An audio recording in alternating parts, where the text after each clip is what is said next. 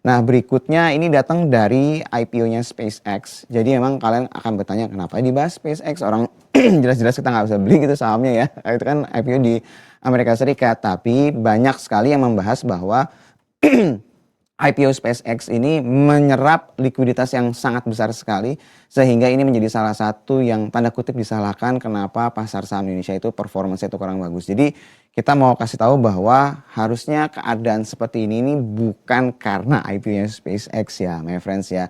Tapi kalau kalian lihat, kita itu sebenarnya sudah mengalami koreksi, sudah mengalami penurunan jauh-jauh hari sebelum IPO SpaceX ini disubmit datanya, disubmit dokumen-dokumennya ke pihak OJK di Amerika Serikat, ya, bukan di sini maksud saya ya, di regulator di sana ya. Jadi kita tuh emang sudah berubah sendiri pergerakannya secara pasar saham dari akhir Januari di awal Februari. Jadi emang sebelum IPO SpaceX ini terjadi, kita memang sudah ada hal-hal yang berhubungan dengan MSCI dan FTSE. Terus juga nggak berapa lama kemudian ada komentar dari atau outlook downgrade dari Fitch, dari Moody's gitu ya. Dan juga ada tambahan dari perang Amerika dan Iran yang pada akhirnya membuat pergerakan pasar saham kita itu kecenderungannya agak berbeda dibandingkan dengan negara-negara yang lain. Nah, yang perlu diperhatikan juga adalah kalau misalnya dilihat dari sisi bobot, kita asumsikan ya kalau seandainya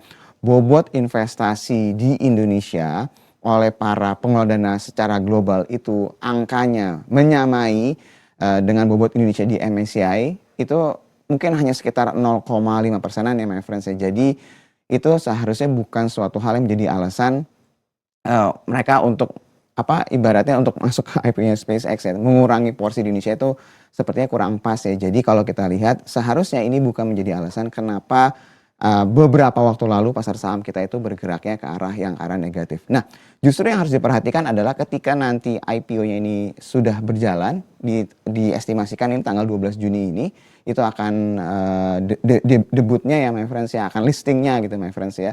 Jadi ini yang mau kita lihat berikutnya lagi adalah kira-kira sentimen apa yang dari sisi global yang bisa menjadi katalis positif sebenarnya. Karena kalau dilihat sejauh ini katalisnya banyak yang positif, lebih ke arah supaya IPO-nya ini berhasil ya kalau kita lihat. Nah setelah selesai, IPO-nya sudah sukses, nah kira-kira katalis berikutnya apa nih dari sisi global yang bisa menjadi pendorong dan katalis untuk pasar di dalam Indonesia itu sendiri.